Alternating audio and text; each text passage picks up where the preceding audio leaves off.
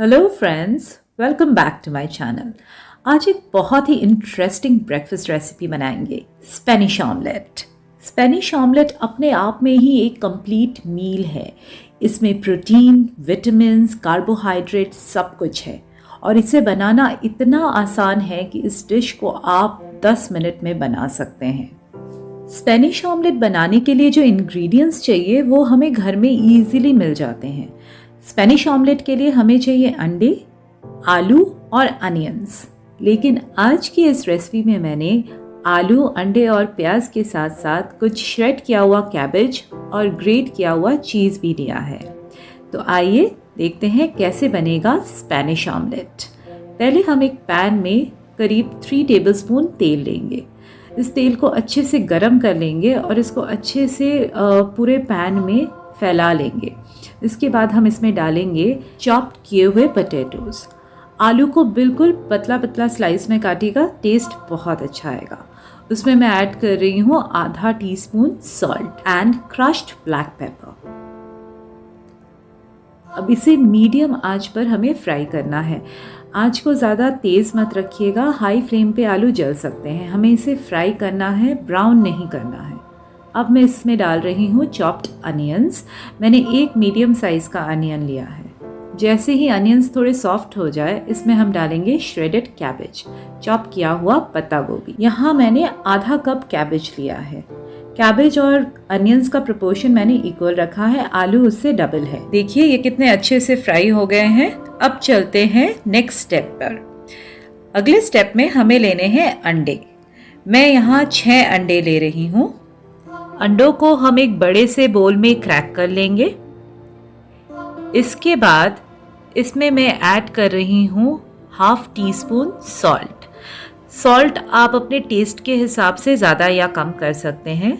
फिर मैं इसमें कुछ क्रश्ड ब्लैक पेपर मिला रही हूँ। इसके बाद हम इसमें ऐड करेंगे chopped green onions, spring onions. साथ ही इसको थोड़ा इंडियन टच देने के लिए मैं डाल रही हूँ chopped coriander and chopped green chillies. आप चाहे तो इस स्टेप को स्किप भी कर सकते हैं। मुझे किसी भी ऑमलेट में कोरिएंडर और ग्रीन चिली का टेस्ट बहुत पसंद है। अब हम सबको अच्छे से फेंट लेंगे और जो पोटैटो, कैबेज और अनियन हमने फ्राई किया था उसे इस मिक्सचर में ऐड कर लेंगे और सारे इंग्रेडिएंट्स को एक बार फिर से अच्छे से फेंट लेंगे। हमें अच्छे से विस्क करना है ताकि सारे इंग्रेडिएंट्स अच्छे से मिक्स हो जाए।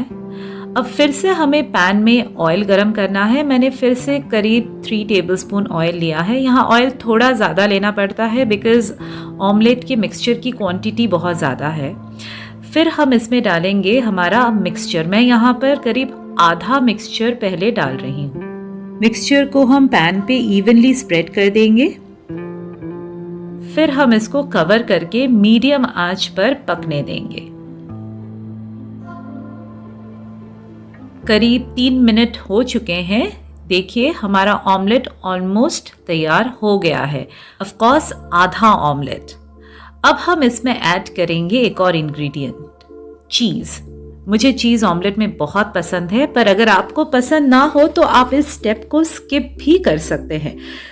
जो क्लासिक स्पेनिश ऑमलेट बनता है उसमें चीज़ नहीं डलता। अब हम चीज़ डालने के बाद ऊपर से हमारा बाकी का मिक्सचर डाल देंगे। अच्छे से इसे इवनली स्प्रेड कर देंगे। अगर आप चीज़ यूज़ नहीं कर रहे हैं तो आप सारा मिक्सचर एक ही बार में पैन में डाल दीजिए। अब इसे हम कवर करके और 3 मिनट के लिए पका लेंगे। अब एक स्पैटुला से हम चेक करेंगे कि हमारा ऑमलेट कॉर्नर्स छोड़ रहा है या नहीं। अब हम इसे फ्लिप करेंगे। फ्लिप करने के लिए हम डालेंगे एक प्लेट और उसे उस प्लेट पर फ्लिप कर लेंगे। उसके बाद उसे फिर से उस पैन में डाल देंगे। ये पूरा प्रोसेस बहुत ही आराम से कीजिएगा ताकि आपका ऑमलेट टूटे नहीं। अब दूसरी साइड को भी हमें करीब 3 मिनट तक फ्राई करना है। ये देखिए कवर करके हमारा ऑमलेट कितना बढ़िया तैयार हो गया है।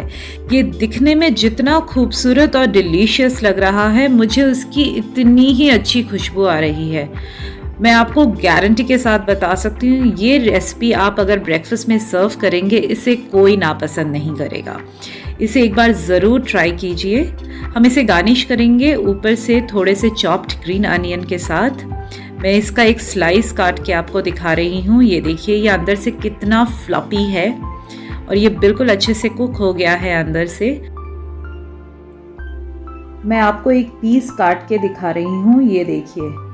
Wow, it really taste very good. Friends, अगर ये रेसिपी आपको अच्छी लगी है तो एक लाइक ज़रूर दीजिएगा and please subscribe to my channel.